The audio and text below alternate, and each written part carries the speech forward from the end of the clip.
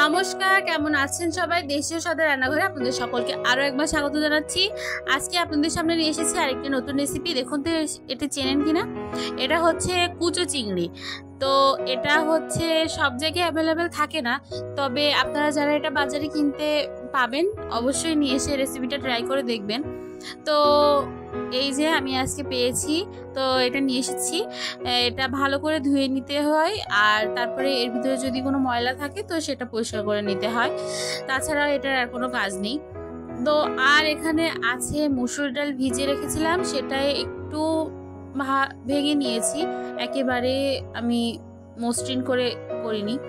তো এখানে পেঁয়াজ কুচি নিয়েছি, কাঁচা ঝাল নিয়েছি, আর রসুন একটু বেটে নিয়েছি। তো দেখুন চিংড়ি মাছটা এইভাবে আমি করে নিয়েছি। আর লাগছে হলুদ, লবণ, আর নিয়েছি একটু চালের গুঁড়ো।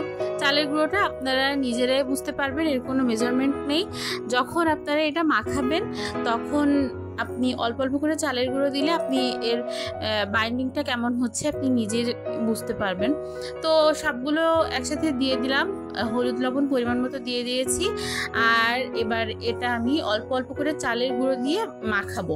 একেবারে আমি চালের গুঁড়োটা বেশি দেব না, বেশি দিলে তখন আবার এটা শক্ত হয়ে যাবে, সেদিকে একটু খেয়াল রাখবেন।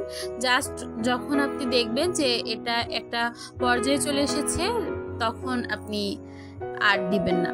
তো দেখুন আমি অল্প অল্প করে একটু চালের গুঁড়ো দিয়ে এটা কিন্তু মাখিয়ে নিচ্ছি।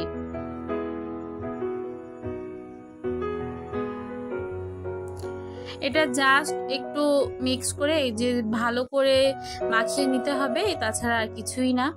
একদম সহজ একটি রেসিপি এটি। আপনারা কিন্তু সামনে জামাই ষষ্ঠী আসছে, ট্রাই করে দেখতে পারেন।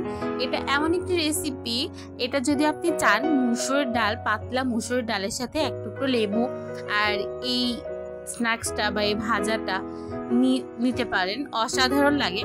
আবার যদি চান এটা স্ন্যাক্স হিসেবে খেতে তো সেটাও পারেন। তো এটার একটা গুণ আছে যে এটা দুইভাবেই খাওয়া যায়।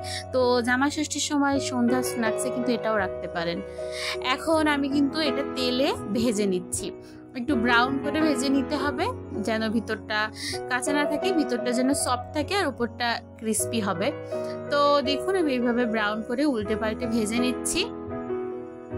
আপনারা আমি ঠিক যে উপকরণগুলো দিয়েছি সেই উপকরণগুলো দিয়েই কিন্তু এটা তৈরি করবেন, আর একবার ট্রাই করে দেখবেন, এটা কিন্তু অসাধারণ লাগে খেতে। তো দেখুন আমি কিন্তু সবগুলো ভেজে এবার এক একে উঠিয়ে নিচ্ছি। আমার কিন্তু অলরেডি ডান। আমি একটু ভেঙে দেখিয়ে দিচ্ছি।